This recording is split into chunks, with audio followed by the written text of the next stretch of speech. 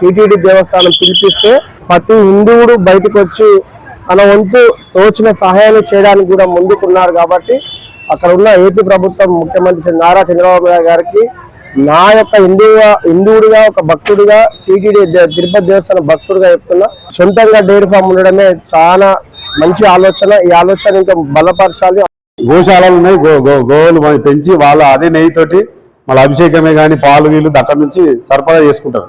ఇప్పుడు ప్రపంచ ప్రఖ్యాతిగాంచిన తిరుపతి దేవస్థానము వరల్డ్లోనే ఫేమస్ ఉన్న వెంకటేశ్వర స్వామి దీన్ని అవమానపరుచుకుంటా అది ఒక రాజకీయంగా చంద్రబాబు నాయుడే కానీ మరియు జగన్మోహన్ రెడ్డి దాన్ని వాడుకోవడం మంచిది కాదని నేను ఒక సూచన. ఎందుకంటే ఎన్నో ఎకరాల జాగాలు తిరుపతి దేవస్థానం కింద ఉంటాయి. కొన్ని ఎకరాలలో ఆవులు పెంచి అదే నెయ్యి అలా కార్మికులు కూడా బతుకుతారు కొంతమంది. అది షెడ్ లాగా వేసి మరియు అక్కడ ఆవులను పెంచితే కొన్ని వేల ఆవులను పెంచవచ్చు. దానికి డొనేషన్స్ కూడా ఇస్తారు.